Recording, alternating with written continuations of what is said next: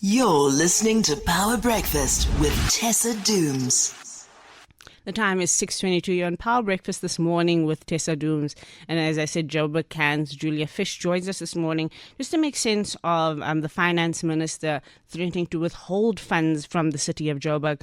Julia, it's never a good day when you hear that Joburg will not be getting money. But of course, the city has a lot to answer for. Is there to blame for the posture of the finance minister?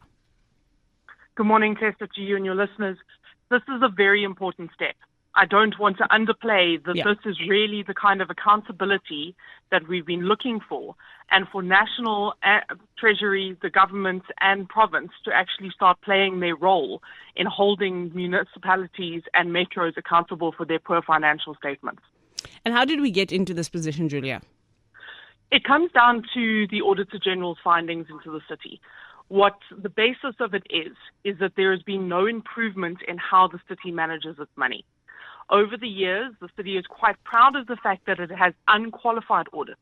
But what that is actually a very far way away from a clean audit.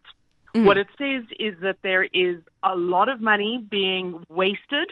So we've got unauthorized and fruitless and wasteful expenditure happening in the city.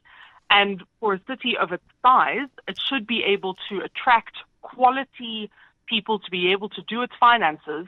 And what we're getting instead is literally 90 billion rand being balanced through Excel spreadsheets.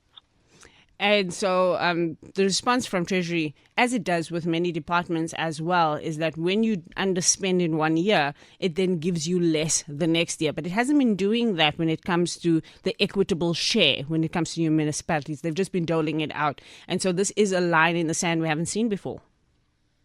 Absolutely. So what the equitable share is something called a non-conditional grant.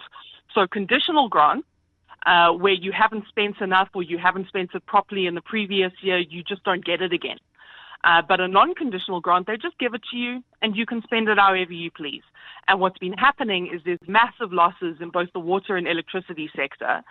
And we're buying a lot from the bulk suppliers, Eskom and Rand Water, but not being able to sell it on. We're losing it through pipe leaks or bad, faulty infrastructure. Yeah. But with the equitable share, they're just taking that money, absorbing it into it, spending it on other departments and other things, and not giving it to the entities.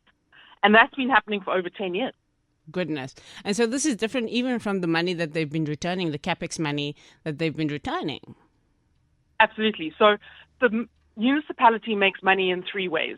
Grants is one. Mm-hmm. The other is revenue from supplying services. That's your water, electricity, rates, charges. The money we give them. Exactly. And the third is through grants. And the city of Joburg has really been bad at being able to spend those grants. We're now in what is technically the first quarter of the new financial year. And we've only just received the financial reports for January and February to council.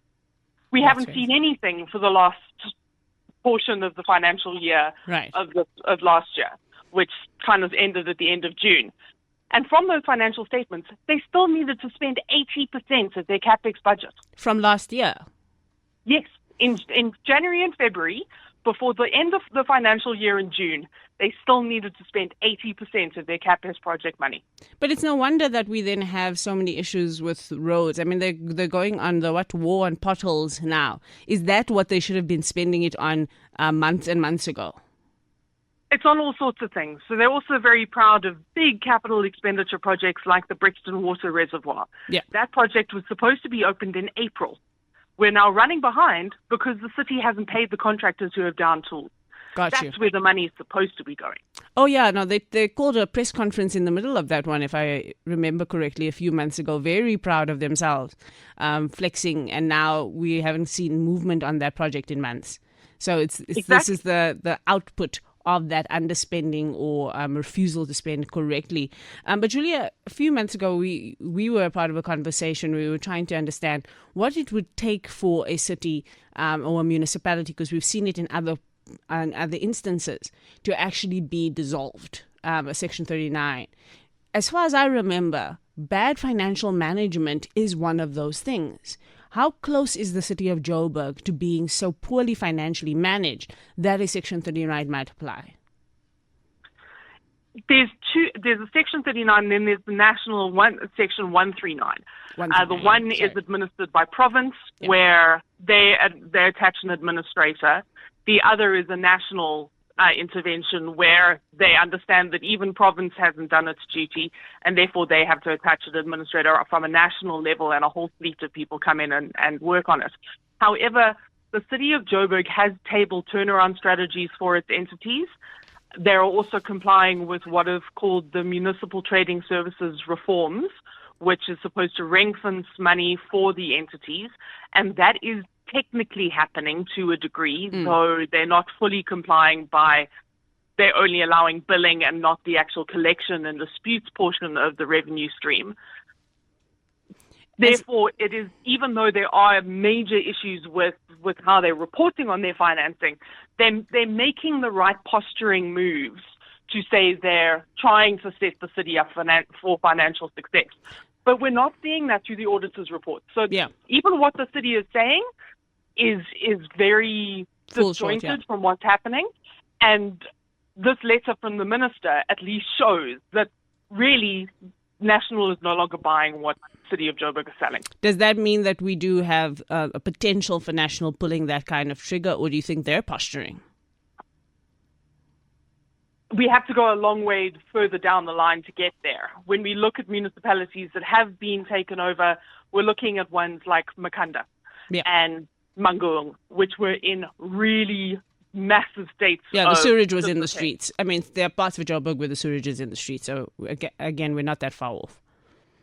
Yes, and you're speaking to someone who spends a lot of time in spaces like the inner city and townships and spaces like that.